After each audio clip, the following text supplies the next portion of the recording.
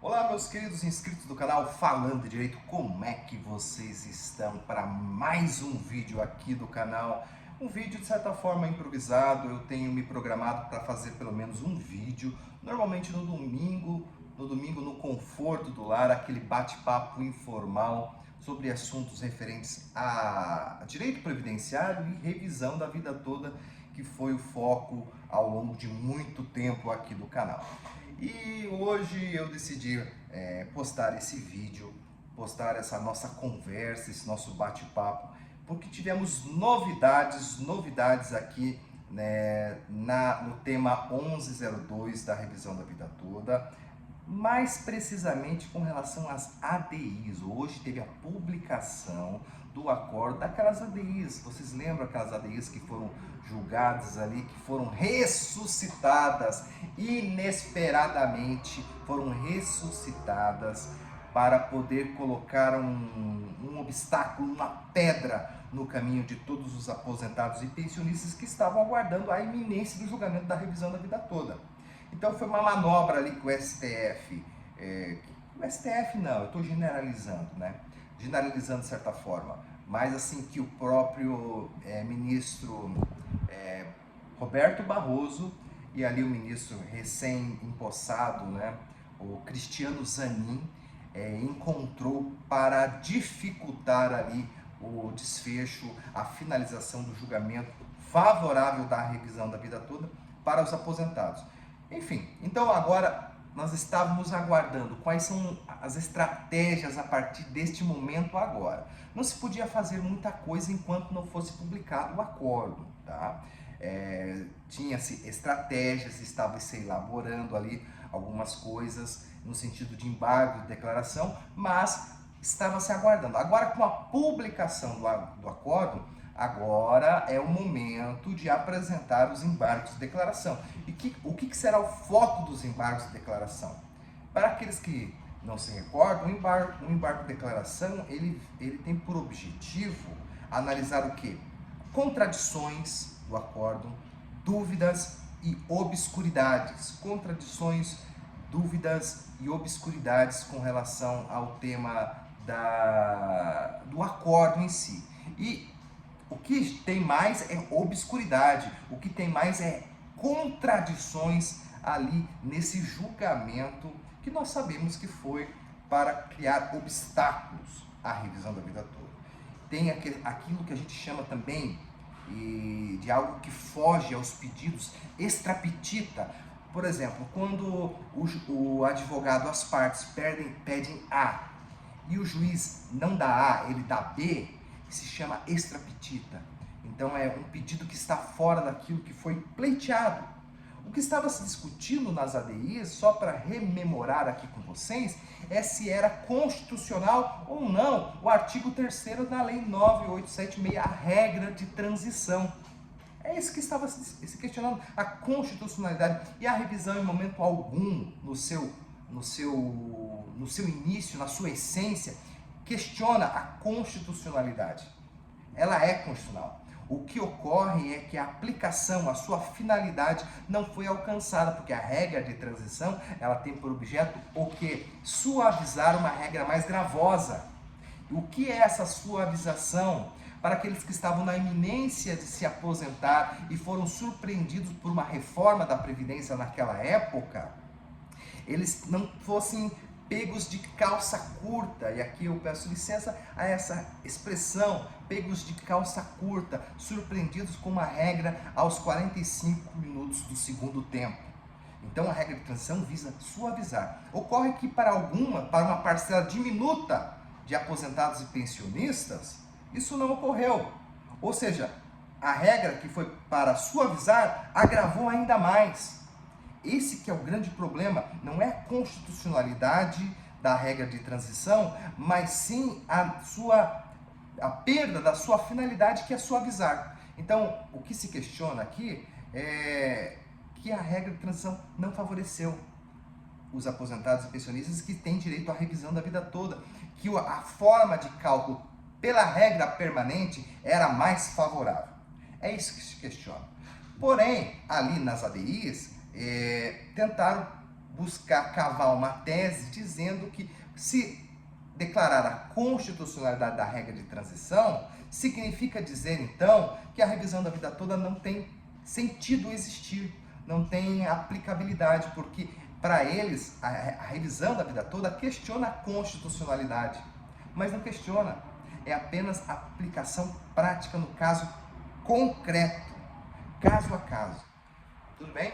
Então agora, esses embargos de declaração que serão interpostos, serão apresentados pela parte legitimada que deu origem a essas ADIs, agora vai questionar a questão dessa extrapetita de algo que fugiu. Eu, ao meu ver, e o que eu entendo, é que talvez essa tese da extrapetita possa não colar, porque nós estamos falando com ministros do STF que têm o ego demasiado inflado, o ego muito inflado, então eles nunca vão alegar um erro básico do direito.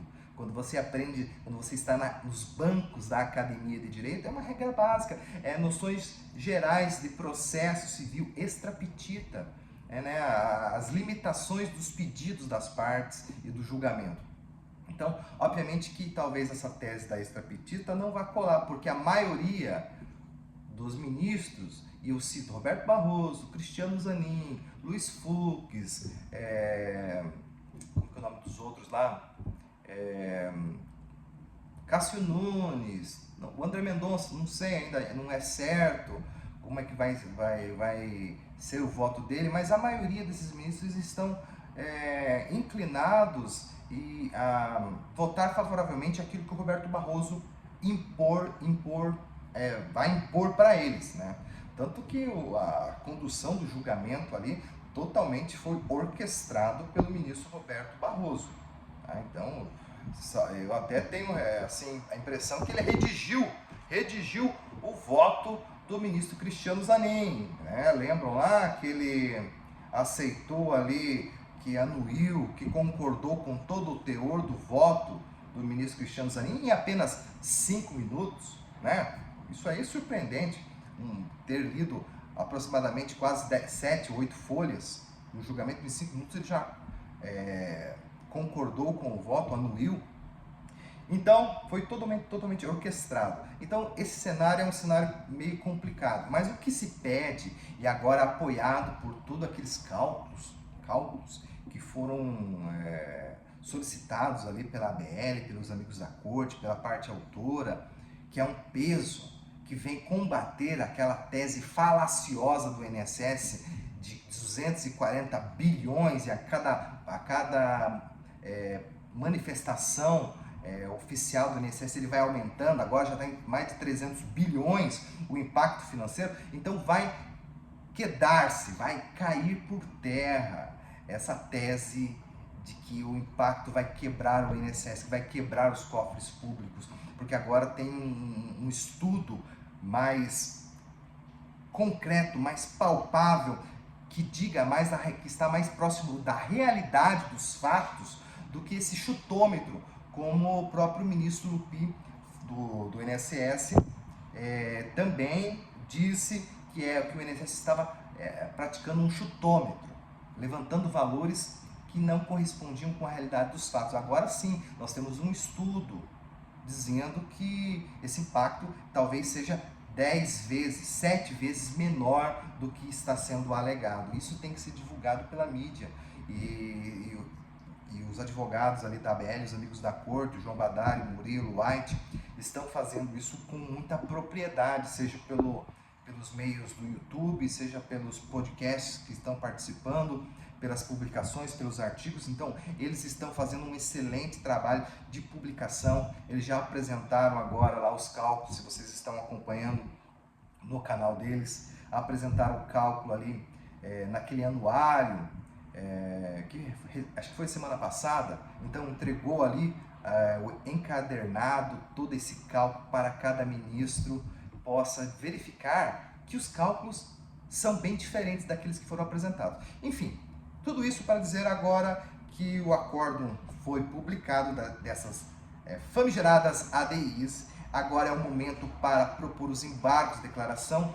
A tese da extra petita pode não ser bem sucedida, em que pese tenha muita relevância e muita força, talvez ela não seja bem sucedida não pelo aspecto, pelo apelo do direito, mas pelo ego inflado. Eles não vão voltar atrás. Agora, a modulação dos efeitos pode ocorrer ali nas ADIs, e é isso que nós temos que aguardar, que seja salvaguardado o direito daqueles que já entraram com o processo, com base nesse levantamento do impacto real que será da revisão da vida toda. Faz sentido isso para vocês? Faz sentido? Então vamos agora acompanhar os embargos de declaração que serão apresentados, que serão muito bem fundamentados, acredito eu, aliados com esse estudo do impacto da revisão da vida toda. É isso que nós ficaremos de olho.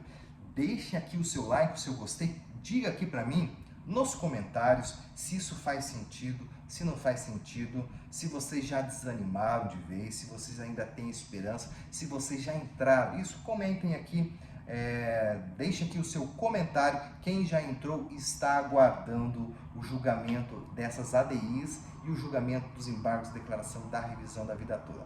Tudo bem? Compartilhe esse vídeo e nos veremos, quem sabe, daqui uma semana ou menos. Se tiver novidades, eu entrarei aqui, passarei em primeira mão para vocês e nos veremos no próximo vídeo. Até mais!